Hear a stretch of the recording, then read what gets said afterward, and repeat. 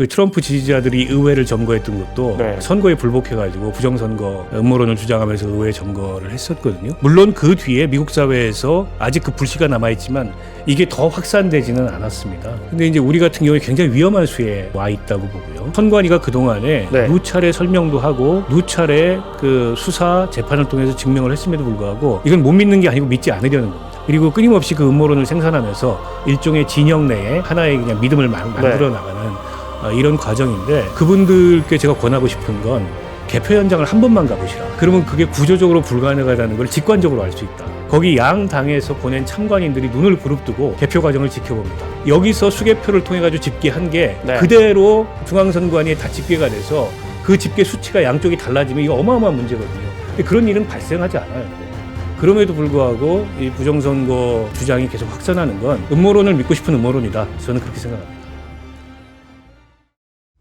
비상계엄 처음부터 반나절이었고, 그래서 국민들에게 이 경각심을 호소하기 위한 것이었다. 그래서 계엄령이 아니고 호소를 위한 계몽용, 국민들에게 계몽하기 위한 계몽용이었다. 또 국회의원들 끌어내라고 한 게 아니고 요원들 끌어내라는 말이었는데 특전사령관이 잘못 알아듣고 했다는 거예요. 네, 어제 헌재에서 윤 대통령 측 변호인이 한 말인데, 오늘 하루 종일 검색어 그래서 요인, 계몽용 이 검색어 1, 2위를 다투고 있습니다. 박원석 전 정의당 의원 자리했습니다. 어서 오십시오. 네, 안녕하십니까. 계몽용과 요원 이야기하기 전에 저희 시청자 게시판에 의원님 모셔달라는 이야기 계속 나와가지고. 아유, 고맙습니다. 네, 이렇게 불러주셔서. 바쁘신데 모셨습니다. 영광입니다. 오늘 정치 현안뿐 아니라 우리 사회에 정말 극심한 분열과 갈등이 있잖아요. 네네. 거짓 정보를 믿는 이런 흐름도 굉장히 강해지고 있습니다. 네, 그래서 이런 문제를 어디서부터 시작됐고 어떻게 해결해야 할지 정치인으로서 그런 박 의원님의 철학도 좀 듣고 싶습니다. 제일 먼저 어제 기사 보셨죠? 이재명 대표의 이제 네 개 재판이 있는데 그중에 네. 선거법 네. 2심이 2월 말쯤, 3월 초쯤 나온다는 거예요. 네. 그렇죠? 저희가 지금 헌재 시간표가 이대로 가면 헌재 결정이 2월 말, 3월 초, 빠르면 4월에 대선을 다시 치러야 하는데, 만약에 헌재에서 인용이 된다면요, 탄핵안이. 그렇죠? 그 한 달 전에 이 지사의 만약입니다. 이 아주 예민한 문제여서 제가 용어 선택도 조심스러웠어요. 만약에 유죄 판결이 나서 그러면 이제 석 달 안에 대법원 판결이 나야 한다면서요. 원칙적으로 그렇습니다. 그렇죠. 네. 이때 상황을 좀 예측해 주실 수 있을까요? 이렇게 되면 어떻게 될까요? 그 선거법 위반 사건의 1심 판결이 난 게 네. 11월이었습니다. 작년. 그리고 그 판결이 계속 기소가 된 이후부터 2년 2개월 만에 난 판결이거든요. 그러니까 선거법 1심 재판 치고는 좀 길었어요. 그렇다고 뭐 그런 사례가 아예 없는 건 아닌데 좀 긴 편이었습니다. 네. 원래 선거법에 관한 신속 처리 원칙이 1심은 6개월, 항소심 3개월, 상고심 3개월. 그래서 1년 내에 끝내야 한다. 강행 규정이긴 한데 꼭 지켜지진 않습니다. 보통 임기 거의 다 채우고 나가시는 분들 그러니까요. 그런 있잖아요. 경우들이 워낙 네. 많아서 이번 경우만 아주 이례적인 건 아니에요. 근데 이제 워낙 이재명 대표가 야권의 독보적인 대선 주자다 보니까 재판이 너무 늦어진다. 네. 이런 거 가지고 또 여당에서 문제 제기도 많았고, 또 1심 판결 난 이후에 대법원장이 이례적으로 선거법 재판 같은 경우에 빨리 해라 그랬죠. 신속 처리 원칙 네. 지켜야 된다. 재판부도 좀 부담이 있었을 거예요. 그러니까 이번에 재판부에서 기일을 일괄 지정을 해버렸습니다. 그래서 2월 26일 날 결심할 거고, 네. 그때까지 증인신문 2번 할 거고 재판 끝낸다 이렇게 지정을 해버렸어요. 그러니까 사실 이재명 대표 측으로서는 이제 재판을 어떻게 기술적으로 끌거나 이러기 어려워진 거고, 이 일정대로라면은 이제 3월 말에는 선고가 나오는 겁니다. 물론 아직 어떤 선고가 나올지는 우리가 예측하기는 어려워요. 네. 1심에 유죄가 나왔다 하더라도 항소심에서 어떻게 다투냐에 따라 달라질 수도 있는 거니까. 다만 앞서 이제 예를 들어서 말씀을 하셨듯이 만약에 가정입니다만 만약에 1심과 동일한 결과가 나온다라고 하면 대선 구도에 큰 변수가 생기는 거죠. 변수가 생길 거라고 보십니까? 변수가 생길 가능성이 있죠. 만약 1심대로라 나온다면. 왜냐하면 1심에 이제 1년의 집행유예 2년 받았는데, 그러면은 향후 10년 동안 피선거권이 상실되는 형을 받는 거고, 그리고 항소심에서 결과가 나오더라도 확정되는 건 아닙니다. 대법원 가야 되기 때문에. 그러나 대법원은 이제 사실관계를 다투는 심리가 네. 아니고 그건 이제 법리만 다투거든요. 그러니까 형량을 사실상 확정이라고 봐요. 아예 무죄가 나오지 않는 이상 굉장한 부담을 안고 대선을 치러야 되는데 그렇게 되면은 지금은 이제 민주당 내에서 워낙에 이재명 대표 뭐 일극 체제 네. 이래서 다른 경쟁자가 없는 상황인데 민주당 일단 대선 구도가 많이 흔들릴 거고 또 그에 비례해서 여권의 공세도 굉장히 강해질 거고 전체적으로 지금까지 흘러오던 상황과는 완전히 다른 그런 상황이 발생할 수 있다 이렇게 보입니다. 여권에서는 봐라 유죄가 2심까지 유죄가 났으니 이런 사람이 어떻게 대통령이 되냐라는 주장이 나올 것이고 야권에서 민주당에서는 대법 판결이 나지 않았으니까 무죄 추정으로 일단 대선을 치르자 그럴 거란 말이에요. 근데 이 사안 자체가 또 사실은 굉장히 작긴 하다만 법리적으로는 다르지만 이 뭐 죽은 김문기 처장을 알았는데 몰랐다고 했다라는 이제 선거 과정에서의 위증 혐의 이제 허위 발언 혐의인데 예. 네. 또 이제 야권에서는 알았다 몰랐다 이거 가지고 이 대통령이 되냐 안 되냐의 자격이 있을 것이냐 이런 논란이 될 텐데 지금 말씀하신 것처럼 그러면 이제 민주당 안에서도 또 민주당 외곽의 진보 진영에서도 후보가 이 대표만 있느냐 또 이런 이야기가 나올 거란 말이에요. 나오겠죠. 왜냐하면 일단 1심하고 동일한 형을 항소심에서 받게 되면 대법원 확정은 안 됐더라도 일단 중요한 법률 위반을 했고 그로 인해서 실형을 받았는데 대통령 후보로서의 자격이 있느냐 이 논란도 있을 거고 설사 대통령이 당선된다 하더라도 그러면 이제 우리 헌법상 대통령에 대해서는 불소추 특권이 있습니다만 기진행 중인 재판, 그러니까 대통령이 되기 이전에 범죄로 인해서 기진행 중인 재판도 불소추 특권이 해당되느냐 네. 이에 대한 유권 해석이 대한민국에 없습니다. 그런 전례가 한 번도 없었기 때문에 일반적으로 제가 듣기에는 대통령이 일단 되면 형사 불소추처럼 재판은 진행되지 않는다. 저는 뭐 주위에서 그런 이야기는 많이 다른 들었는데 해석도 있습니다. 아 그렇군요. 그 소추라는 거는 기소되지 않는다는 네, 거지. 네, 네. 이건 이미 기소가 돼서 재판 기소가 돼서 중이니까. 재판 중인 게 재판이 중단되는 건 아니다라는 해석도 있거든요. 우리가 뭐 헌정사에 이런 적이 없으니까요. 그러니까요. 네. 이걸 둘러싸고 또 다른 이제 헌법적 논란이 빚어질 텐데 그게 과연 바람직하냐 뭐 이런 주장도 나올 수 있을 것 같고요. 그래서 당내에서도 다른 대안 플랜 B, 플랜 C가 좀 필요할 거다라는 얘기가 나올 텐데 근데 워낙에 지금 이재명 대표가 지금 야당 내에 압도적인 대권 후보기 때문에 후보 교체도 마땅치 않은 상황이에요. 게다가 본인이 물러나면 모르겠는데 나는 끝까지 가겠다라고 네, 한다면 네. 결국에 경쟁을 통해서 교체를 해야 되는데 그 간단한 일은 아니고 어떻게 보면 여권은 상당한 호재로 이걸 여겨서 정치 공세를 상당히 하겠죠. 그러면 만약 이재명 후보가 당선되더라도 또 탄핵이다 이런 주장을 할 겁니다. 중대 헌법 법률 위반에 해당하기 때문에 그러면 우리 헌정사에서 대통령 탄핵을 그럼 또 겪어야 되느냐 이런 주장이 나올 거예요. 그래서 굉장한 혼란이 올 거고 네. 그게 어떻게 귀결될지 지금으로서는 잘 가늠이 안 됩니다. 그런 상황이 왔을 때. 그래서 아무튼 이 대선 구도에 여당도 그렇고 뭐 야당도 그렇고 전체적으로 대선 구도에 큰 변수가 생기는 거라고 봐야 되겠죠. 그 판결이 헌재 판결 나올 무렵 또 지금 이야기한 선거법 2심 판결이 나오고 만약 헌재에서 탄핵이 인용된다면 또 우리가 대선을 치러야 되고 그러니까 2, 3, 4월이 얼마나 이게 혼란스러울지 지금 말씀하신 것처럼 만약에 민주당이 대선을 가져간다면 또 보수 진영에서는 선거 조작 이야기 또 나올 거란 말이에요. 지금도 못 믿는데. 그러게요. 저 부정선거 일종의 이제 음모론이죠. 네. 그게 어떻게 보면 이번에 위헌적 비상계엄의 하나의 이유가 됐던 것으로 네, 보이는데 당일날도 이제 선관위에 국회와 더불어서 계엄군이 들어가서 뭐 서버를 빼내 올라 그랬고 선관위 관계자들을 체포하려 그랬고 네. 지금도 윤석열 대통령 물론 헌법재판소에서 엊그저께 변론하면서 음모론을 얘기하는 건 아니고 팩트 체크를 좀 해보자는 취지였다. 근데 팩트 체크를 하기 위해서 대한민국의 최정예 부대를 보내지는 않잖아요. 어쨌든 네. 부정선거에 대해 상당한 확신을 가지고 얘기하는 것 같고 보수 진영 전반에 이 부정선거 음모론이 퍼져 있는데 선거에 대한 불신이 이렇게 누적되는 거는 그러니까 대통령이 믿고 있단 말이에요. 그러니까요. 네. 대통령이 믿고 있다 보니까는 대통령을 정점으로 한 그 진영 전체가 이제 그런 경향이 굉장히 강한데 선거에 대한 불신이 이렇게 광범위하게 누적된다는 건 네. 어떻게 보면 우리 민주공화정 자체의 근간이 흔들리는 거나 마찬가지입니다. 사실은 민주공화정이 유지되는 것의 전제가 선거거든요.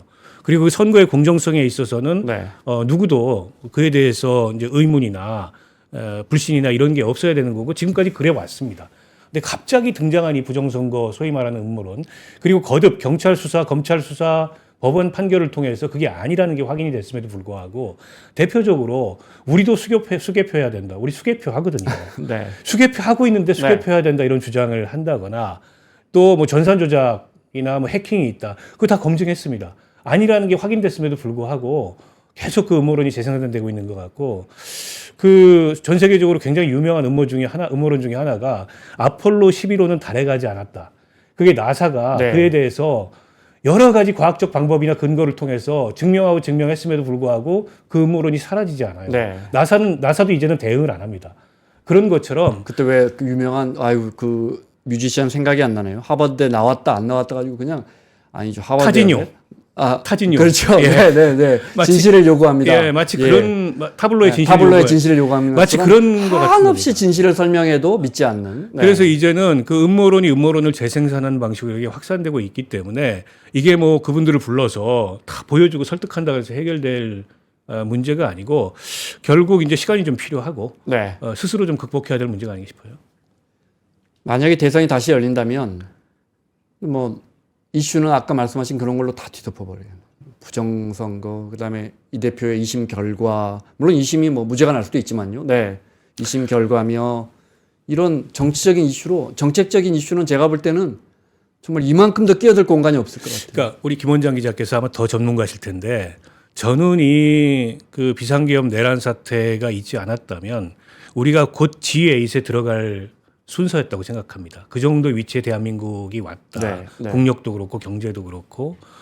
근데 이제 요원해졌죠. 그런데다가 지금 대외 신인도 국가 신용 등급이 AA 신용 등급에서 네. 자칫하면 미끄러질 수도 있어요. 과거에 우리가 그 한번 미끄러졌다가 회복하는데 거의 근 20년 가까이 걸렸던 사례도 있지 않습니까? 그 때문에 이 사태가 빨리 종식돼야 되는데 제가 아는 이제 교수님들 그런 말씀들을 하시더라고요. 2017년도에 박근혜 대통령 탄핵 때 그때는 이른바 이제 월가에서 네. 이제 대한민국의 이 대통령 탄핵 사태를 별로 걱정하지 않았대요. 헌정 질서에 따라서 회복할 거다. 근데 지금은 굉장히 의구심을 가지고 이 사태를 지켜보고 있다. 네. 자칫 이게 장기화되면 대외 신인도에 치명적인 악영향을 줄 수 있고 그건 한국 경제에 치명적인 악영향을 줄 수 있다. 그래서 우리가 선진국으로 막 도약해야 될 시점에 자칫하면 더 미끄러져 가지고 네. 과거로 돌아갈 수도 있는 그런 위험성이 있는데 이 상황에 대선이 열리면 어떻게 대한민국이 조금 더 나은 그런 번영과 발전의 네. 길로 갈 거냐 이걸 가지고 경쟁을 해야 되는데 그게 아니고 아까 말씀하셨듯이 무슨 음모론이 어쩌니 뭐 사법 리스크가 어쩌니 이런 걸 가지고 논쟁을 한다면 대통령 탄핵 이후에 치러지는 조기 대선이 또 다른 정쟁의 연장이고 어떻게 보면 정치가 더 양극화되고 적대화되는 네. 이제 그런 장으로만 전락할 수도 있는 이제 그런 굉장히 위험한 상황이라고 봅니다. 앞서 선거 결과를 믿지 못한다면 우리 민주주의가 사실은 그러니까 대한민국이라는 공화정을 유지하는 게 다수결에 의한 선거 아닙니까? 국민선거. 네. 그렇습니다. 이게 부정돼 버리면 그렇습니다. 우리 시스템 밑에가 그냥 동강 나는 거예요. 예. 근데 이제 이 부정선거 음모론이라는 게 대한민국에만 있는 건 아니에요. 네. 전 세계적인 현상이기도 합니다. 그 트럼프 지지자들이 의회를 점거했던 것도 네. 선거에 불복해가지고 부정선거 음모론을 주장하면서 의회 점거를 했었거든요. 물론 그 뒤에 미국 사회에서 아직 그 불씨가 남아있지만 이게 더 확산되지는 않았습니다. 근데 이제 우리 같은 경우에 굉장히 위험한 수에 저는 와 있다고 보고요. 그래서 이거를 선관위가 그동안에 네. 누차례 설명도 하고 누차례 그 수사 재판을 통해서 증명을 했음에도 불구하고 이건 못 믿는 게 아니고 믿지 않으려는 겁니다. 정확하게 얘기하면. 그리고 끊임없이 그 음모론을 생산하면서 일종의 진영 내에 하나의 그냥 믿음을 만들어 나가는 이런 과정인데 그분들께 제가 권하고 싶은 건 개표 현장을 한 번만 가보시라. 그러면 그게 구조적으로 불가능하다는 걸 직관적으로 알 수 있다. 거기 양 당에서 보낸 참관인들이 눈을 부릅뜨고 개표 과정을 지켜봅니다. 국민의힘에서만 뭐 거의 수만 명일걸요. 한 참관인이. 표라도 네. 한 표라도 표가 애매한 그게 나오면 그거 가지고서 개표 전체가 중단되는 일이 비일비재합니다. 네. 그래서 사실 우리 정도의 선거관리 역량이라면 선거 결과가 뭐 다음날 아침 돼서 확정되고 이런 경우는 거의 드물어요. 근데 이런 일들이 개표 현장에서 그에 대한 이견 때문에 그 개표가 중단되고 지연되고 이런 경우들이 많거든요. 그만큼 치열해요. 때문에 여기서 수개표를 통해 가지고 집계한 게 네. 그대로 중앙선관위에 다 집계가 돼서 그 집계 수치가 양쪽이 달라지면 이거 어마어마한 문제거든요. 근데 그런 일은 발생하지 않아요. 그럼에도 불구하고 이 부정선거 주장이 계속 확산하는 건 네. 결국에 이제 그 음모론을 믿고 싶은 음모론이다. 저는 그렇게 생각합니다. 형상 기억종이 이야기 들으셨어요? 예. 이게 이제 아마 이런 겁니까? 제가 정확히 이해했는지 모르겠습니다. 사진을 보니까 우리가 보통 투표하고 난 다음에 접어서 넣는데 안 접힌 종이들이 있더라. 선관위에서는 아니 그거 원래 잘 펴지는 종이다. 그랬더니 세상에 이렇게 형상을 기억하는 종이가 어딨냐. 이 종이를 찾아내자. 중국제라는 얘기도 있죠. 뭐 그런 주장들이 있는데 네. 그런 거죠. 저는 그동안에 이 부정선거를 가지고서 온라인이나 이런 데서 이걸 쭉 유포했던 이제 분들 같은 경우에 사실은 좌우막론하고 다 있었습니다. 지금 특정 진영의 문제가 아니에요. 네. 과거에는 이제 진보 진영 쪽에서 그걸 주장했던 분들도 있었어요. 10여 년 전에요. 네. 대표적으로 김어준 씨가 그걸 주장했던 분이고 영화까지 만들었잖아요. 지금은 이제 그런 주장을 안 하고 네. 또 이 부정선거 주장이 굉장히 선택적입니다. 자기들이 이긴 선거에 대해서는 부정선거 주장을 네. 안 합니다. 이를테면 오세훈 서울시장이 당선된 서울시장 재보궐선거, 그리고 그 뒤에 대통령 선거, 네. 그리고 그 뒤에 지방선거, 지방선거. 네. 3연승했습니다. 국민의힘이. 거기에 대해서는 얘기를 안 해요. 근데 이번 총선, 지난 총선 이렇게 패배한 선거에 대해서 부정선거 주장을 하기 때문에 네. 상식적인 국민들은 이제 그런 주장이 그렇게 귀 기울여 들을 만한 주장이 아니라는 걸 아시는데 그걸 통해서 진영을 결집하고 이제 상대 그 선거 결과에 불복하고 네. 그리고 이제 상대를 적대시하는 이런 소재로 도구로 이걸 이제 활용하고 있는 게 아닌가 싶어서요. 때로는 저는 그 정도가 심하면 엄단해야 되고 그리고 선거 관리에 있어서 부실 문제는 있어요. 분명히 있습니다. 네. 속풀이 개표함 이런 투표함 이런 거 있었잖아요, 과거에. 근데 그거는 선관위도 좀 책임을 좀 느껴야 되고 선관위가 약간 복마전입니다, 거기가. 선관위가 이를테면 이 인력의 이동이 거의 없는 네. 자체적으로 고인물과 같은 그런 조직이에요. 우리 헌정에서 매우 중요한 기관인데 사실은 별로 우리가 관심 갖지 않는 기관. 그러면서 그 자체로 매우 어떻게 보면은 좀 뭐랄까요, 폐쇄적이고 네. 이 외부의 지적을 잘 수용하지 않는 그런 문제가 있습니다. 때문에 그건 그거대로 좀 개선이 돼야 돼요. 그런 관리 부실이 네. 부정선거의 어떤 말하자면 음모론의 도화선으로 활용될 수 있기 때문에 그런 모습을 선관위가 다시 보인다면 그에 대해서도 단호하게 네. 좀 문제를 지적할 건 지적하고 또 책임을 물을 건 물어야 된다고 봅니다. 제가 이렇게 보수 진영이나 탄핵 반대하시는 분들도 이렇게 트위터나 페이스북에서 일부러 팔로우해서 좀 여론을 주도하시는 분이거나 이렇게 팔로워가 많은 분들, 이분들은 어떤 생각을 갖고 계신가 이렇게 보면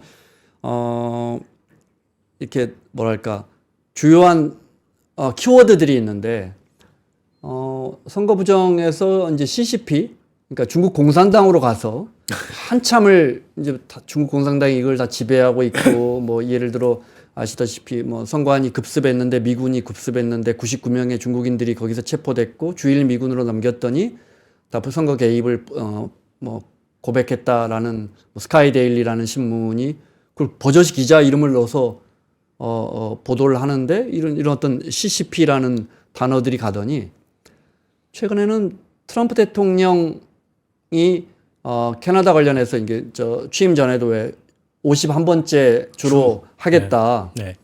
최근에는 또 이제 차라리 우리가 51번째 주가 되겠다고 하자. 안 그러면 공산화가 되니까 지금. 아마 이제 이 굉장히 큰 이슈거든요. 예, 아마 이쪽 진영에서는. 보수 진영 집회할 때 태극기만이 아니고 성적이 들고 나오시는 분들이 주로 그런 주장을 하시는 것 같은데요. 근데 우리 사회에 중국 혐오가 있습니다.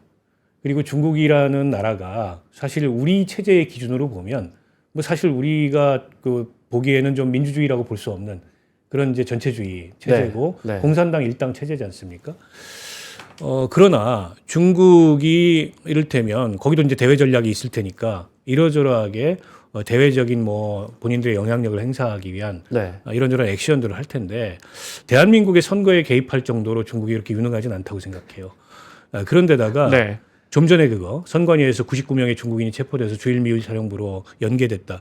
주한 미군 사령부에서 입장 냈습니다. 그것 때문에. 네, 네. 명백한 보도에 다 가짜 나왔죠. 네. 명백한 가짜 그런데 뉴스다. 또 이제 그쪽 보시는 분들은 뭐 MBC, KBS, SBS 기자들은 또 다 중국에 포섭됐다 그러고 조중동도 이제 다 넘어갔으니까 이제 그런 거 보지 말고 네. 이런 유튜버들을 봐라. 이분들만이 진실을 이야기한다. 이렇게 말씀을 하신단 말이에요. 그러니까 제가 여쭤보고 싶은 건 이런 현상이 아니고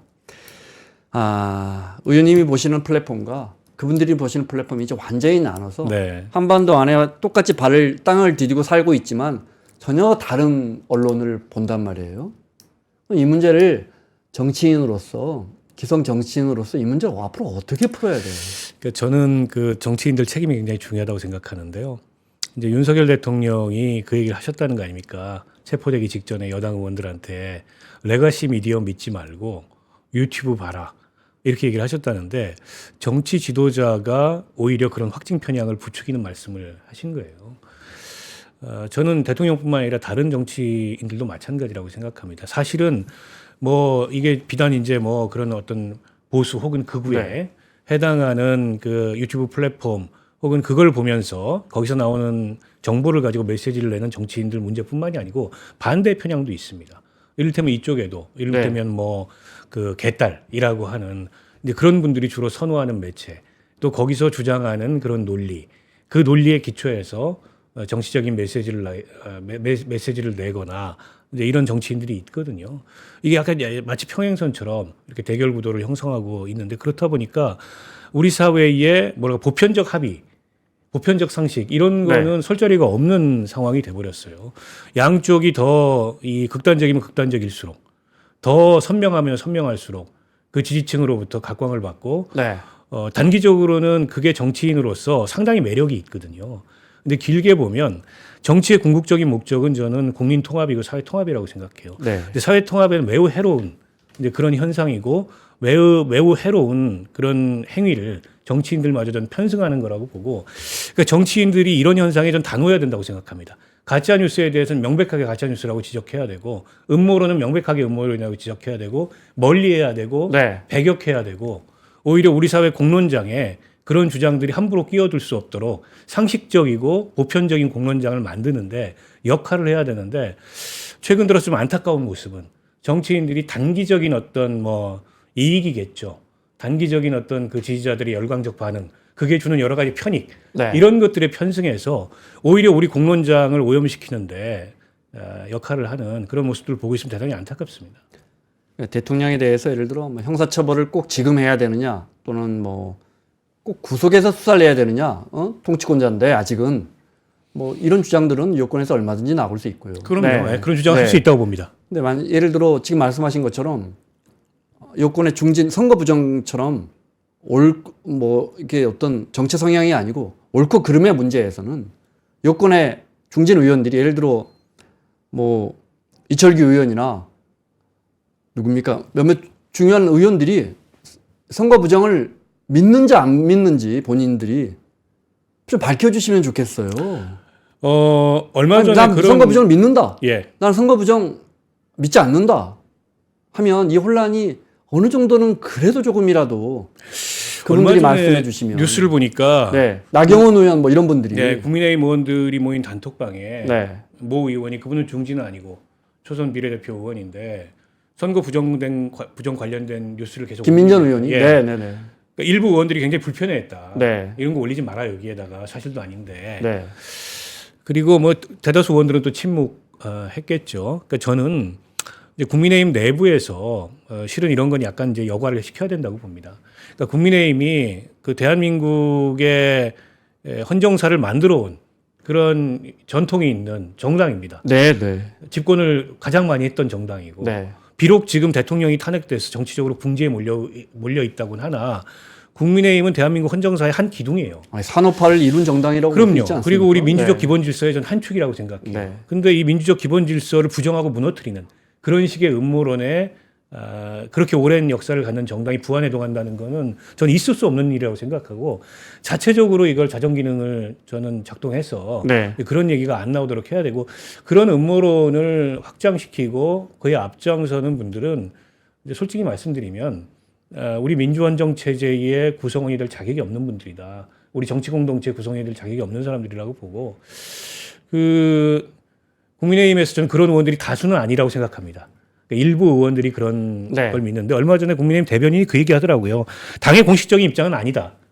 네. 그러나 그런 얘기를 지지자들이 계속 얘기하니까 한번 점검해 볼 필요는 있다. 저는 뒤에는 불필요한 사족이었다고 생각해요. 그러니까 그거 우리 공식적인 입장이 아닙니다. 그걸로 끝했어야 되는데 네. 이제 자꾸 지금 이 상황이 워낙에 대치가 가파르게 일어나니까 자기 지지층들이 눈에 밟히니까 그런 단서를 다는데 그 지지층들 제가 보기에는 별로 그렇게 도움이 안 되는 지지층들입니다. 오히려 그걸 통해서 그 지지층들 얻으려다가 네. 잃는 지지층들 더 많아요. 그걸 생각하셔야죠.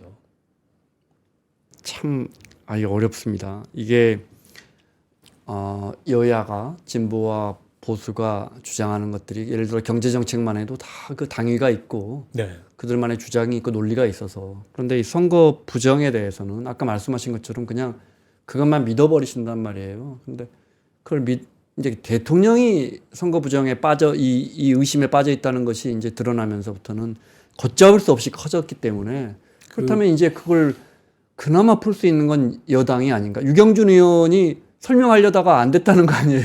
통계청장 출신의 강남의 국민의힘 국회의원이 그것도 그 경제학적 외국에서 좋은 대학에서 경제학 전공하고 싶은 분이 이거 말이 안 됩니다라고 설명하려고 했는데 안 듣는 거죠. 안 됐다는 거 아니에요. 네, 안 듣는 겁니다. 네. 그거는 제가 보기에 그 논리적인 어떤 토론이나 설득의 영역이 아니고 일종의 네. 믿음의 영역이기 때문에 아무리 논리적으로 그게 아니고 현실적으로 사실적으로 데이터를 가지고서 그게 아니라고 설명해도 이제 듣지 않는 거고 선관위에서 뭐 그런 거 안 했겠습니까? 수차례 했음에도 불구하고 그게 하나의 그 확증 편향을 키우고 자기 진영 내에 결집을 재생산하는 네. 그런 어떤 도구로 이를테면 부정선거론, 뭐 중국 게임론 이런 것들을 얘기하고 있기 때문에 단기간에 저게 없어지지는 않을 거다. 다만 우리 공론장에서 저게 다수가 되지 않도록 아까 말씀하셨듯이 여당의 태도가 굉장히 중요하다. 여당뿐만 아니라 야당도 마찬가지죠. 네. 우리 이를테면 국회, 입법부의 태도 같은 것들이 굉장히 중요하다. 그런 거에 매우 단호해야 된다라고 생각합니다. 국회 부의장 하시는 5선, 6선이 지금 국민의힘에서 저 판사 출신 누구시죠? 주호영 의원. 주호영 의원 같은 분들이 왜 침묵하고 있는지 모르겠어요. 제가 볼 때 100% 주호영 의원은 선거 부정 믿지 않습니다. 아무 말도 안 하잖아요. 선거 부정에 대해. 말씀을 주호영 의원이 직접 하시진 않은 것 같고 네. 유승민 전 의원 같은 경우에는 근거 하나만 내가 갖고 와봐라. 나한테 근거 하나만 갖고 오면 내가 믿겠다. 네. 이렇게 얘기했는데 그 어떤 근거도 제시하지 못하거든요. 그러니까 저는 지금 말씀하셨듯이 책임 있는 분들, 권성동 원내대표, 네. 권영세 비대위원장, 또 나경원 의원 이렇게 이 국민의힘의 다선 중진들이 굉장히 중요한 분들이에요. 우리 국정을 그럼요. 운영하고 네, 네. 헌정 체제를 운영하는 데 네. 있어서 이런 분들이 그런 문제에 대해서는 단호하게 입장을 표명해 주셔야 됩니다. 그래야 우리 공론장에서 네. 그런 것들이 설 자리가 없게 됩니다. 현안을 좀 여쭤보겠습니다. 계몽령이라는 말 듣고 어떤 생각 드셨어요? 그러니까 저는 그게 이제 법률적 주장이 아니잖아요. 헌법재판소에서 네. 그 대통령 탄핵을 방어하면서 헌법재판관 출신의 그 대통령 대리인이 하신 말씀인데 그게 저는 유튜브에서 이를테면 윤 대통령 강경 지지층들이 계엄령 아니고 계몽령이다. 마치 그 라임을 이렇게 차용해가지고 네. 문제의 본질을 희석시키는 식으로 그걸 이용한 단어인데 그거를 그 헌법재판 법정에서 얘기하는 거 보고 깜짝 놀랐습니다. 그거는 법률적 방어가 아니고 일종의 정치적 프로파간다를 하는 거거든요. 그래서 대통령이나 대통령 변호인들이나 왜 그러실까? 거꾸로 얘기하면 법적으로 방어가 안 되는구나. 할 말이 없구나. 그러니까 저런 얘기를 하는구나. 라는 생각밖에 안 들었고 저게 위험한 게 이런 겁니다. 지금 대통령이나 대통령 그 변호인들이 계속 하는 얘기를 보면 아무리 들어봐도 헌법 법률적으로는 별로 이렇게 논리가 안 서는 일종의 궤변 억지 이런 네. 걸 가지고 주장을 하는데 네. 할 말이 없어서이기도 한데 이게 가져오는 부정적 효과는 계속 그런 프레임을 만들어 가지고 자기 지지자들한테 그런 프레임을 제공하고 네. 결집시키는 거예요. 네. 때문에 서부지방법원 폭력 사태 같은 게 나는 겁니다. 그래서 여전히 저분들이 내란 선동을 하네. 저는 그런 생각이 들었고 때문에 헌법재판소가 우리 헌정체제 수호를 위해서 이 재판이 매우 중요한데 이 재판을 신중하고 그다음에 엄격하게 관리하는 것도 좋은데 신속하게 관리하는 게 매우 중요하겠다. 이 신중함과 엄격함 못지않게 신속함이 중요해요. 왜냐하면 지금도 저런 식의 선동을 하고 있기 때문에 그렇습니다. 그러면 헌재의 심리와 전혀 다른 이슈들이 계속해서 파생해 나가면서 우리 사회 혼란을 더 부추길 것이다. 그러니까 신속함도 중요하다 이 말씀이신 거예요. 그렇죠. 그리고 그 얘기를 하시잖아요. 이거는 계엄 선포한 이유가 처음에는 이제 경고형이었다고 얘기했다가 급기야 어제는 국민 호소형이라고 얘기해요. 그게 계몽령이라고 주장하는 거하고 맞닿아 있는 건데 12월 3일 날 대통령이 기자회견 해가지고 계엄 선포하면서 계엄 선포의 사유로 종북 반국가 세력을 일거에 척결하겠다 이렇게 얘기했습니다. 그게 목적이었어요. 근데 종북 반국가 세력을 일거에 척결하겠다는 게 경고형이거나 국민 설득력이 아니잖아요. 그리고 대한민국의 헌법과 개헌법 어디에도 경고하기 위해서 내지는 국민을 계몽하기 위해서 혹은 국민을 설득하기 위해서 계엄을 선포할 수 있는 근거가 없습니다. 그러니까 궤변이죠 한마디로. 궤변임에도 불구하고 그렇게 계속 얘기하는 건 할 말이 없어서기도 하고 계속 그걸 통해서 프레임을 만들어서 결집을 유도하는 그런 일종의 정치적 대응, 정치적 프로파간다를 탄핵 심판의 장에서 하고 있다. 저는 그렇게 보고 있습니다. 서부지법 난입 사건 잠깐 이야기하셔서 그 어떤 분이 근데 이게 되게 그동안에 뭐 이렇게 다른 이야기들은 되게 합리적으로 하셨던 젊은 분이 제 페북에 이렇게 댓글을 길게 다셨던데 그러니까 서부 지원 관련해서 4.19나 5.18이나 그때 당시에 어떤 모두 다 불법적인 투쟁으로 하지만 훗날 역사적 평가를 받지 않았느냐. 그러니까 어떤 모든 사회혁명은 그 당시 제도로부터는 어긋날 수밖에 없다. 이런 주장을 펼치시더라고요. 뭐라고 이야기해 주실 수 있을까요? 매우 어긋난 시각이라고 보고요. 그 자체가. 그게 이제 우리 헌법의 저항권을 말하는 건데 우리 헌법의 저항권이 명문화되어 있지는 않습니다. 그러나 헌법 전문, 그러니까 뭐 4.19 정신을 계승하고 그 헌법 전문과 국민주권의 원리에 따라서 저항권이라는 개념을 유도해내는 건데 저항권이라는 거 한마디로 얘기하면 폭정에 저항하는 겁니다. 폭정에 저항하는데 그 폭정이라는 것 자체가 헌법과 법률에 의거하지 않은 그런 위헌적이고 불법적인 수단으로 폭정을 할 때 그에 맞서서 비제도적인 수단을 동원해서 한 거를 하는 거고 그건 이제 일종의 항쟁이거나 혁명이거나 이런 거죠. 자, 그런데 대통령에게 법원이 발부한 체포영장을 집행해서 또 법원이 발부한 구속영장에 따라서 구속을 한 게 그게 폭정입니까? 그게 어떻게 폭정일 수가 있어요. 그리고 그게 헌법과 법률에 의거하지 않은 비제도적인 수단을 통해서 국민을 향해서 폭정을 저지른 겁니까? 그건 자기들이 그렇게 주장하고 있는 거죠. 때문에 서부지방법원 난입 같은 거를 무슨 5.18, 4.19에 비교한다는 건 어불성설이고 그건 그냥 난동입니다. 그건 폭동이고 일부 폭도들이 대통령을 지키자라는 말도 안 되는 주장을 하면서 우리 헌법과 법률을 위반하는 그런 또 하나의 그런 폭력 행위를 저지른 거지 거기다 국민 저항권을 갖다 붙이는 거는 헌법 모독입니다.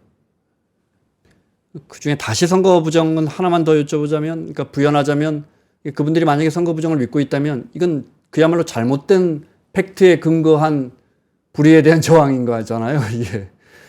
그러니까 선거 부정이 있다고 하면 그 선거 부정을 다툴 수 있는 절차들이 있잖아요. 고소도 할 수 있고 고발도 할 수 있고 그걸 가지고 소송을 제기할 수도 있고 뭐 재검표를 요구할 수도 있고 여러 수단이 있습니다. 선관위를 압수수색해서 군인이 가지 않아도 다 했거든요. 다 했는데 그게 아님이 증명됐는데 선거 부정이 있으니까는 뭐 법원도 공격할 수 있고 또 선관위도 공격할 수 있다는 거는 이 체제를 부정하는 겁니다. 그러니까 대한민국의 민주 헌정 체제를 부정하고 헌법 밖에서 자신들의 주장과 요구를 관철시키려고 하는 그런 행동인데 폭정에 항거할 때는 그렇게 할 수 있어요. 예를 들어서 과거에 박정희 군사 독재, 전두환 군사 독재, 5.18 때 그 비상계엄 전국으로 확산해가지고 양민들을 학살하려고 그럴 때 저항할 수밖에 없죠. 어떡합니까? 근데 법원이 영장 발부하는 게 그 행위냐고요. 저는 말이 안 되는 주장이라고 보고 선거 부정 얘기하시는 분들이 지금도 그걸 믿으신다면 그걸 다툴 수 있는 절차대로 다투시면 됩니다. 고소하고 고발하고 네. 또 뭐 이 소송 제기하고 뭐 CIA 신고도 하더라고요. 요즘에는 다 하십시오. 근데 이미 제도적으로는 다 검증이 된 네. 얘기입니다. 이준석 의원이 저 황교안 전 대표에게 선거 부정 무제한 토론하자 제안을 했다는 기사를 봤는데 어떻게 되는지 한번 지켜보겠습니다. 네.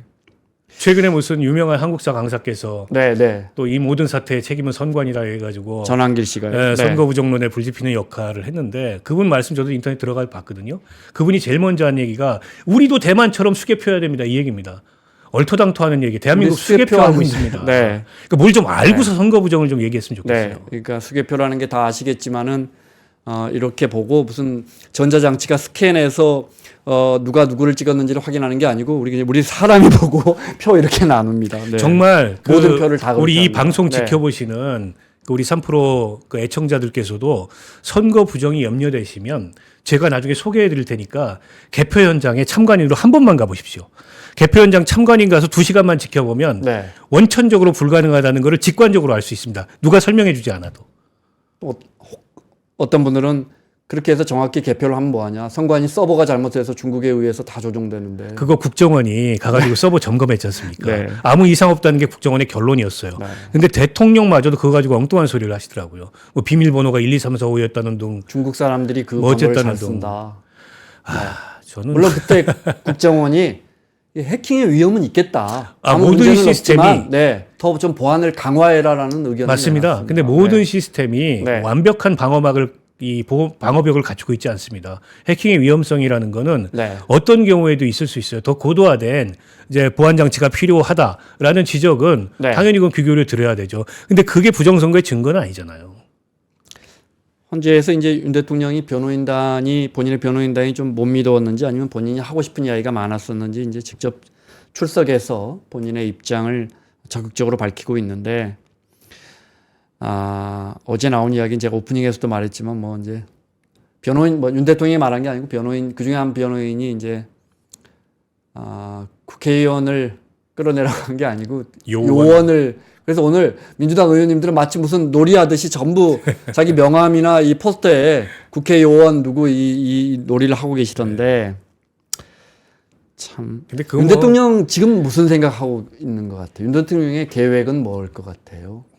그러니까 저도 왜 네. 저럴까 이렇게 생각을 해봤는데 윤 대통령이 그렇다고 뭐 법을 모르는 분도 아니고 네. 또 바보여서 저러는 것도 아닐 거고 이제 결국에는 그러니까 통상의 그런 헌법 법률적인 논리에 따라서 방어가 잘 안 되는구나. 그렇다 보니까는 자꾸 정치적 주장 내지는 팩트를 다투려고 하는구나. 사실관계를 왜곡시켜서. 네. 그러니까 이게 그 탄핵 심판 절차라는 게 형사 재판을 준용하도록 되어 있습니다. 근데 형사 재판하고 똑같이 하는 건 아니거든요. 그럼요. 네. 그러니까 형사 재판에서 이제 증인 신청하고 증인 신문하고 탄핵 재판도 증인 신청하고 증인 신문하고 하거든요. 근데 이제 헌법 재판은 헌법 법률 위반이 있었는지 없었는지 이게 징계 재판이기 때문에 일종의 징계위원회입니다. 네. 그걸 보는 건데 요거를 형사 재판처럼 가져가려는 것 같아요. 사실관계를 논란으로 만들어서 일일이 다 다투겠다. 그럼 시간이 늘어납니다. 윤 대통령은 또 그 법을 잘 아는 법률가라. 그렇죠. 네. 최대한 시간을 끌어보겠다. 이런 의도가 하나 있고 첫 번째. 두 번째로는 이게 이제 징계 재판의 성격상 다른 징계 재판은 이제 징계 양형이 쭉 있잖아요. 퇴학부터 시작해서 유기정학, 뭐 무기정학. 근데 대통령 탄핵은 탄핵 아니면 기각 부구회밖에 없어요. 네. 네. 그러니까 약간 이제 잘못도 인정하고 그다음에 이 반성하는 모습도 보이고 하니까는 탄핵은 아니고 직무정지 1년으로 해줄게 이런 게 없어요. 뭐 아니면 네. 도예요. 네. 뭐 아니면 도니까 인정도 안 하고 반성도 안 하고 이런 모습을 보이는 거고 그거는 형사재판도 마찬가지입니다. 이만큼이라도 인정되면 결국은 탄핵안이 인용돼 버리니까. 그렇죠. 네. 내란죄는 사형, 무기징역, 무기금고밖에 없어요. 다른 형이 없습니다.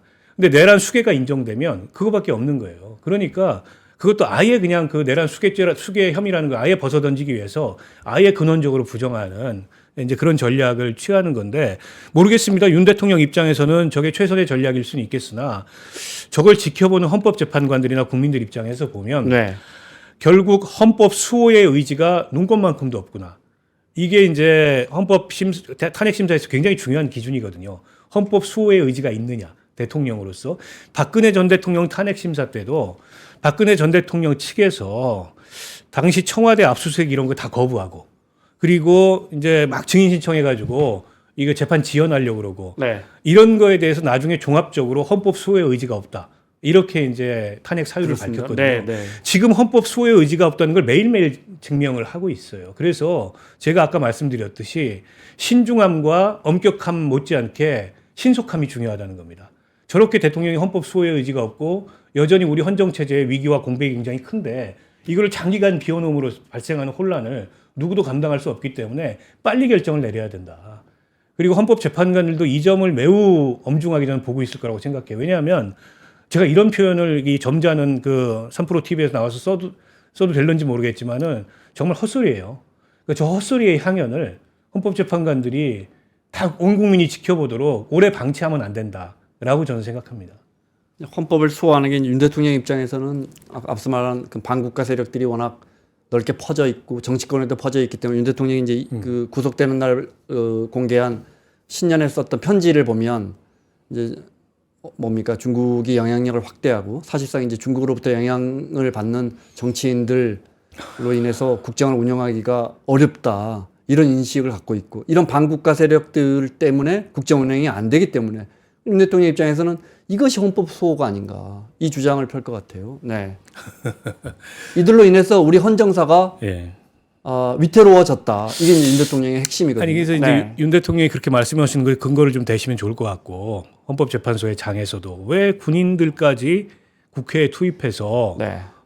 이른바 이제 국회가 국정을 어지럽히고 국가를 위태롭게 만드는 행위를 막기 위해서 계엄을 했다고 하는데 그게 뭐냐? 야당이 국정을 어지럽히고 국가를 위태롭게 만들고 군인을 투입해야 될 만큼 네. 한 행위가 뭐냐? 이걸 질문하니까 그 답을 제대로 못해요. 저는 야당이 이를테면 대통령의 국정 운영에 있어서 지나치게 발목 잡기를 하고 딴지를 걸고 그럼으로써 이게 원활한 국정 운영이 되지 못하도록 했을 수 있다고 봅니다. 이를테면 뭐 공직자 줄탄핵을 한다든지 또 야당에서 계속 이제 특검법 네. 특별법 통과시키고 특검법 통과시키고 하는 거 계속 거부권으로 이제 맞섰는데 대통령이 거부권으로 맞서면 돼요. 대통령이 거부권으로 맞선다 그래서 그게 탄핵 사유가 될 수 없거든요. 왜냐하면 헌법상 대통령의 권한이기 때문에. 네. 네. 마찬가지로 야당이 공직자를 줄탄핵했다 그래서 정치적으로는 매우 어떻게 보면은 좀 무리한 행위고 그에 대해서 국민들의 비판도 국민들의 비판을 야당도 감수해야 될 몫이 있지만 네. 헌법상의 수단입니다. 그리고 야당이 할 수 있는 이 헌법 법률적인 조치예요. 그걸 했다 그래서 비상계엄을 선포하고 정치인들을 체포하라는 거는 그거는 이 비헌법적인 네. 반헌법적인 수단으로 통치를 하겠다는 거죠. 그 이유가 안 됩니다. 이유가 안 되는 걸 가지고 헌법 수호를 얘기하는 건 말이 안 맞고 대통령은 국정의 모든 걸 통할하기 때문에 대통령의 직무에는 사실 우선순위가 있을 수 없고 모든 것이 다 대통령의 책임인데 그중에도 대통령의 직무에 가장 우선된 책임이 뭐냐? 뭐가 대통령의 가장 최우선의 책임이냐? 뭘 것 같으세요? 뭔가요? 국민의 안전입니까? 헌법 수호입니다. 아, 네. 대통령 선서에 나와 있습니다. 나는 헌법을 준수하고 네. 국가를 보위하며 이렇게 나와 있습니다. 그게 대통령 선서의 순서예요. 그다음에 조국의 뭐 평화적 무슨 통일과 또 무슨 뭐 네, 복지가 또 그렇게 나오거든요. 그 대통령 선서를 보면 선출된 헌법기관으로서 대한민국에 선출된 헌법기관은 딱 둘입니다. 대통령과 국회. 그리고 국회의원 선서도 그렇게 시작합니다. 나는 헌법을 준수하고. 네. 때문에 선출된 헌법기관으로서의 제1의 책임, 그 직무의 최우선 순위는 헌법을 준수하는 겁니다. 그걸 대통령이 어겼다면 그건 당연한 파면 사유가 되는 거고 그것만큼 국가를 위태롭게 하는 일이 없는 거죠. 지금 윤 대통령은 본인이 무슨 짓을 저질렀는지 모르는 거예요. 본인이 선서를 해놓고도. 박근혜 대통령 탄핵안의 그 맥락을 보면 물론 이제 기업들로부터 뇌물 뭐 인정되고 이런 거 이제 형사 사건이 따로 붙었지만 네. 기본적으로 그런 사건 이외에 아까 말씀하신 것처럼 당신이 이 헌법을 수호하면서 국정을 운영할 만한 의지와 능력이 없어 보인다라는 게 이제 마지막 판결문에 이제 행간에 숨은 뜻으로 해석이 됐었거든요. 네. 근데 헌재라는 게 이제 정치적 사법기관 뭐 혹자는 그렇습니다. 이렇게 네. 말하면서 여론들 본다. 네. 예를 들어 과거에 큰 이슈 중에 하나가 행정수도 이전할 때 이명박 정부 때 네. 헌재에서 이제 위헌 판정이 아니고 뭐였죠? 어쨌든 저 헌법 행정수도가 불합치. 내려가지 못하도록 헌법 불합치 판정을 네. 했었었는데 그때도 보면 어찌 보면 좀 여론을 좀 보는 것 같다.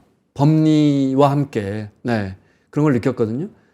그런데 지금 상황에서 보수 지지율이 굉장히 높습니다.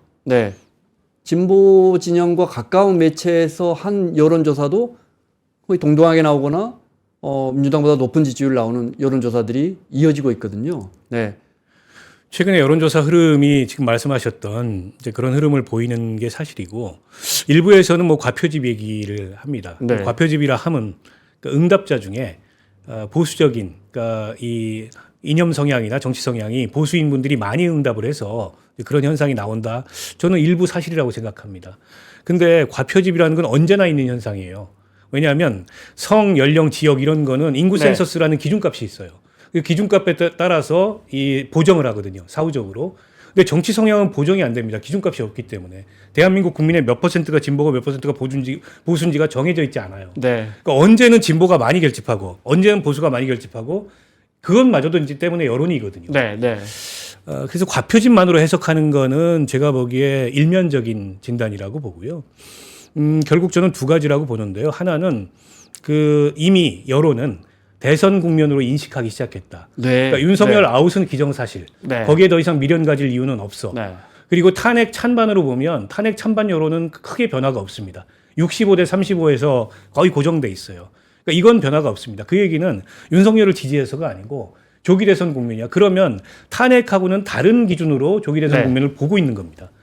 그러다 보니까는 이제 여당 쪽이 조금 더 결집되고 그다음에 민주당은 정체되는 그런 상황을 보이는 것 같고, 그 야당 대표, 야당 대선 주자에 대한 비호감 굉장히 높습니다. 그것도 전 영향을 미치고 있고 야당 대표의 사법 리스크, 이게 확장성의 한계로 작용하고 있는 것도 맞고, 김문수 장관이 갑자기 보수의 대선 주자로 급부상을 하고 있는데 그 현상은 어떻게 봐야 합니까?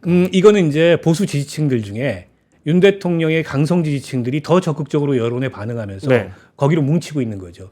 그리고 요즘에 뭐 그 언론이나 이런 데서 잘 드러나지 않는데 이른바 이제 뭐 카톡방이라든지 이렇게 이제 보수 지지층들 사이에 이런 뭐 SNS 카톡을 통해서 김문수 스토리가 엄청 퍼지고 있습니다.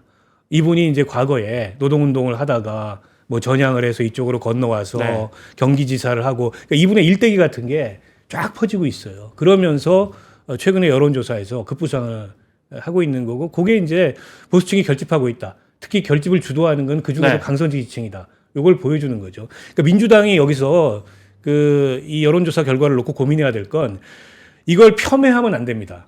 이거는 이제 과표집이야.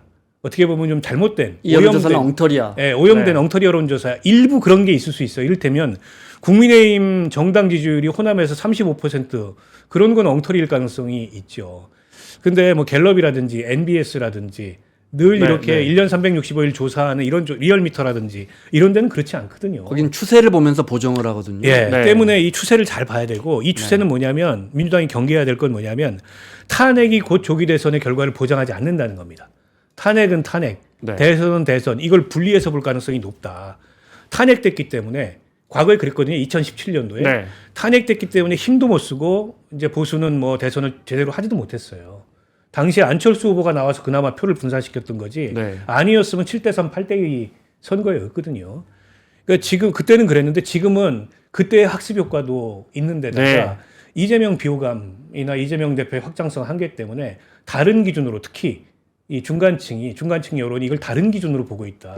이 점을 굉장히 유의해야 된다. 이거를 여론조사가 뭐 오염됐다, 잘못됐다. 제가 보기에 그거는 굉장히 안이한 분석이고 남 탓하는 그런 분석이기 때문에 답을 자기 안에 찾아야 된다. 이 말씀 드리고 싶습니다.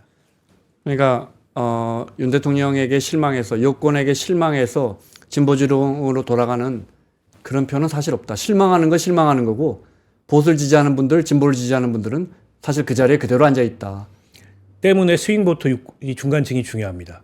근데 거기서 이재명 대표의 비호감도나 사법 리스크에 따른 어떤 불안감, 이거를 없앨 수 있는 방안을 아직 못 찾은 것 같아요, 민주당이. 이재명 대표도 마찬가지고. 그 여론이 지금 반영되고 있다고 생각해요. 굳은 자라. 그렇죠. 저는 근데 특히 이제 탄핵 국면에서 민주당이 잘못한 것 중에 하나가 이제 국민들이 이렇게 헌정 체제가 흔들리면서 불안감이 높잖아요. 그러면 책임 있는 수권 정당으로서 그 불안감을 증폭시키는 역할을 하기보다는 불안감을 없애고 국민을 네. 안정시키는, 안심시키는, 어떻게 보면 조금 더 그 신중하고 전략적으로 이렇게 이제 상황 관리를 했어야 되는데, 지나치게 공격적이라든가 지나치게 급하다든가, 또 마치 무슨 뭐 점령군처럼 네. 이제 뭐 세상 바뀌었다, 니들은 다 다시 적폐다, 뭐 이런 식의 그런 태도를 비춘다든가, 이제 그런 거 국민들이 다 금방 읽거든요. 오히려 지금 한 170 몇 석 아닙니까, 민주당 의석이. 네. 근데 거대 의석을 가지고 있는, 수권 능력이 있는, 민주당은 저 수권 능력이 있는 정당이라고 봐요. 실제 수권을 했었고, 네. 수권 능력이 있는 정당으로서 오히려 우리 헌정 체제를 수호하고 국민을 안심시키고 또 경제와 민생이 흔들리는 것을 방지하고, 이 상황에서도 여당을 설득해서 협력할 수 있는 방안을 찾고, 이런 진중한 모습을 보이는 게 더 좋지 않았을까. 민주파출소 해가지고 뭐 카톡 뭐 하겠다, 검열하겠다는 얘기 아니었는데 검열로 프레이밍이 돼버렸거든요. 네. 이런 게 저는 약간 그 정무적이고 전략적인 실책이 있었다고 봅니다. 네. 저는 오바라고 봅니다. 오바죠. 예. 네. 매우 오바죠. 그러니까 그런 잘못된 정보를 크게 퍼뜨리는 거대한, 특히 사익을 추구하는 거짓 정보를 퍼뜨리는 유튜버를 단속하거나 이 뿌리에 대한 단속을 하거나 이렇게 됐어야 되는데, 그걸 옮겨서 내가 그런 생각을 갖고 설령 그 주장에 동조하거나 또는 잘못된 팩트에 속아서, 그럼 내 친구한테 얘 이러한데, 야, 중국인 사람들이 뭐 이렇게 한대 라고 내 친구한테 제가 잘못 판단하고 설령 그것을 어떤 카톡방에 옮긴들, 그걸 사법의 잣대로 보겠다는 거. 아니, 그리고 가능하지도 않습니다.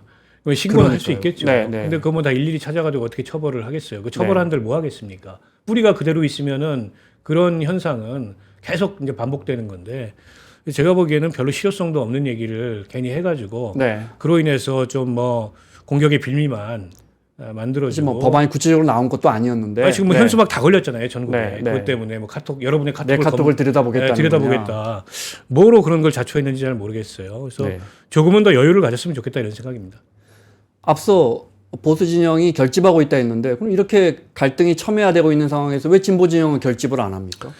결집을 안 하는 게 아니고 결집을 하고 있는데 네. 더 두드러지는 그 거죠. 확장성이 없다. 예, 보수 진영만 못하다. 예, 왜냐하면 거기가 위기감이 크기 때문에 네. 더 격렬하게 결집을 이제 하고 있는 거고, 상대적으로 이제 진보층이 이제 덜 결집하는 것처럼 보이는 거는, 네. 저는 뭐 솔직히 얘기하면 이재명 대표 사법 리스크 때문이라고 봅니다. 그러니까 조기 대선이 가까워져 오니까 네. 이렇게 가도 되나라는 주춤함이 있어요, 실제로. 물론 이재명 대표도 누구보다 대한민국 정치권에서 그 지지층이 단단한 네. 사람이고, 그 지지층도 못지않게 결속력과 결집력이 있지만, 그러나 이제 지지층도 강도가 쭉 다르잖아요. 그리고 이 상황에서 당장 2달 뒤, 3달 뒤에 대선이 열릴 텐데, 앞서 우리가 제일 처음에 얘기했듯이 이재명 대표 재판식에도 가고 있거든요. 그에 대한 불안감이 형성돼 있기 때문에 네. 이게 좀 머뭇머뭇거리는 게 있습니다. 그게 약간 좀 대비되는 게 아닌가 싶어요.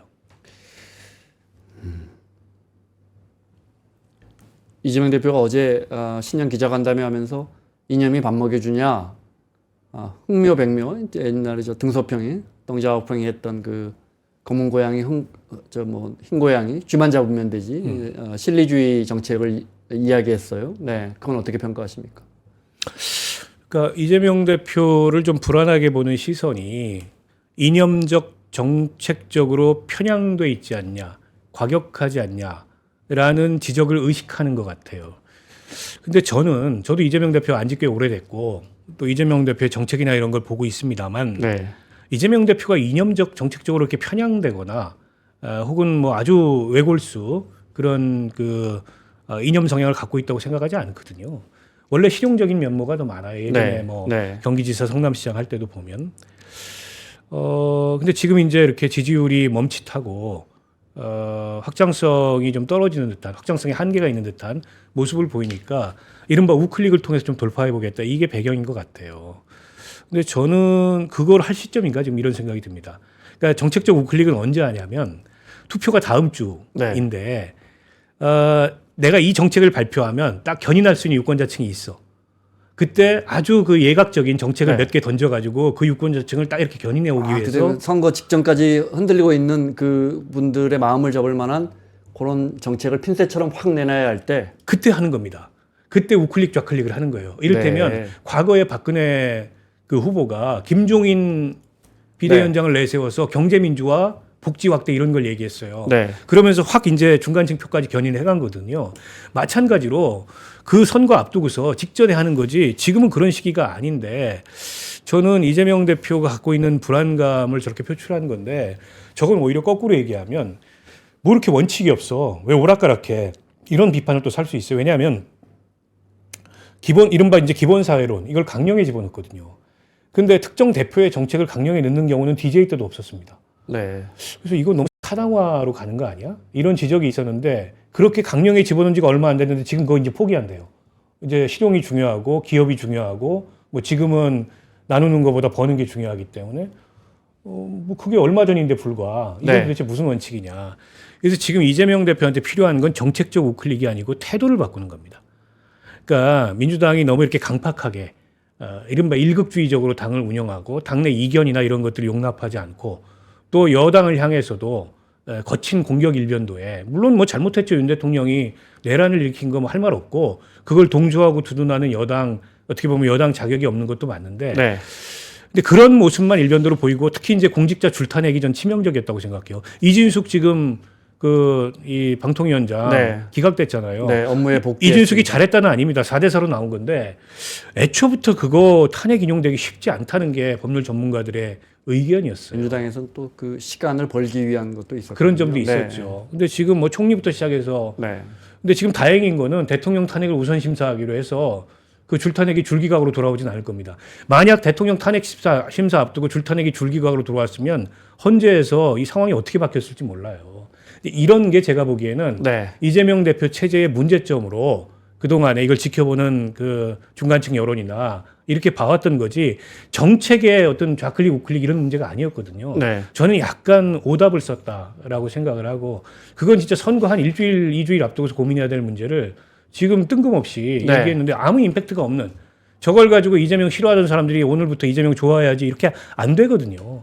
그래서 오히려 지금은 당내 다양성을 인정하고 네. 또 어떻게 보면 그 170석 넘는 의석을 가진 정당으로서 안정감을 추구하고 또 국민을 안심시키고 거친 공격보다는 유능한 상황 관리 이런 면모를 보여줘야 되는데 그런 점이 좀 아쉬운 거죠. 네. 마무리해야겠습니다. 시간이 다 갔는데 앞서 말씀하신 것처럼 불복의 시대라고 할까요? 네. 헌정 시스템을 잘 믿지 않는 대통령 스스로가 선거도 부정하고 또 여야가 뭐 특히 이제 이번에 또 대통령 체포하는 과정에서는 법원이 낸 영장도 이제 심지어 검사 출신 정치인들이 그걸 부인하는 거부하는 불복의 시대입니다. 그래서 이게 대통령이 구속됐고 이제 탄핵될지 지켜봐야 하지만 그 혼란의 과정을 거친 다음이라도 혹시 이게 안정이 되겠냐 말씀 들어보면 쉽지는 않을 것 같은데. 그래서 저는 오늘 제가 3프로 TV에 나와서 꼭 하고 싶었던 얘기가 네, 있었습니다. 그 얘기는 지금 이제 우리 사회에 커먼 센스를 회복해야 된다. 상식을. 예, 네. 그거는 보수 진보 망라에서 정치를 하면서 공적 의사결정에 관여하는 모든 사람들의 저는 과제라고 생각을 해요. 이제 커먼 센스라는 게 상식이기도 하지만 다른 말로 바꿔서 얘기하면 보편적 합의거든요. 네. 이를테면 대한민국은 민주공화국이고 대한민국의 모든 권력은 국민으로부터 나오고 네. 대한민국의 민주헌정은 법치주의를 근간으로 작용을 하고 그 법치주의의 최후의 보루는 법원이고 법원의 판결과 영장은 존중돼야 되고 이런 게 다 상식입니다. 네. 커먼센스입니다. 누구도 의심하지 않았고 누구도 흔들려고 하지 않았고 누구도 여기에 불복하지 않았어요. 근데 윤석열 대통령이 저런 상상하지도 못했던 이 위헌적 계엄을 하고 내란을 일으키면서 그게 깨지기 시작한 겁니다. 물론 윤석열 대통령으로 깨진 게 아니고 우리 사회 정치가 극단화되면서 아까 이제 불복의 문화라고 말씀을 하셨는데 그런 게 너무 커짐으로 인해서 이 커먼센스가 엷어졌는데 엷어진 커먼센스를 깨버린 거예요. 그리고 나서 법치에 계속 불응하고 있습니다. 급기야는 뭐 나아가서 이제 어떤 사태까지 일어날지 모르겠어요. 저는 반대편에 있는 민주당이나 이쪽에도 한 말씀 드리고 싶은 게 조국 사태 때 한번 돌아보십시오. 그때 물론 검찰이 과한 수사를 했어요. 압수수색 과하게 했습니다. 그러나 조국 대표 지금 구속됐는데 여전히 대법원 판결 인정하지 않잖아요. 그다음에 한명숙 전 총리 네. 대법원 판결 받았는데 여전히 대법원 판결 인정하지 않지 않습니까? 이재명 대표 법원의 1심 판결 존중한다고 말하지만은 진짜 존중하는지 잘 모르겠어요. 이게 저는 의심스럽습니다. 그러니까 이렇게 양쪽에서 다 우리 사회의 그 상식이라고 할 수 있는 커먼센스라고 할 수 있는 네. 이른바 87년 헌법에 의해서 형성된 육공화국의 질서를 깨트리는 일을 서로 번갈아가면서 하고 있습니다. 이렇게 되면요 체제가 붕괴합니다. 이렇게 되면 그때는 정말 무질서만 남고 약육강식의 그런 세상이 올 거예요. 그걸 원하는 건 아니잖아요. 그러면 저는 보편적 합의를 존중해야 되고 그걸 회복하고 더 나아가서는 그걸 만들어가기 위한 노력을 해야 됩니다. 저는 이 상태에서는 개헌이 가능할지 모르겠어요. 말만 입만 열면 개헌 필요하다고 누구나 다 얘기하는데 네. 아주 상식적인 이를테면 법치주의를 근간으로 민주주의가 작동한다. 이 상식에 의심받는데 어떻게 개헌을 할 수가 있겠습니까? 서로 개헌을 주장하지만 그 개헌의 헌법 안에 담을 내용을 합의할 수 있겠어요? 그런 면에서 저는 정치인도 지지자도 어쨌든 우리 이 대한민국이라는 민주헌정체제, 민주공동체의 구성원들 모두가 이 상식의 회복과 보편적 합의의 존중에 대해서 이번 사태를 계기로 좀 깊이 생각하고 네. 그걸 위해서 함께 노력을 했으면 좋겠다 이런 말씀 드리고 싶습니다. 알겠습니다. 빨리 정치 혼란이 끝나야 저도 이 경제방송에서 정치방송 그만할 텐데 지금 거의 한 달째 정치인들 모시고 있습니다. 네, 오늘 귀한 시간 내주셔서 고맙습니다. 네, 고맙습니다. 삶의 격을 높이는 9가지 지혜를 함께 나눕니다. 위즈덤 칼리지 시즌 2 영상 아래 링크를 클릭하시면 자세한 내용을 확인하실 수 있습니다.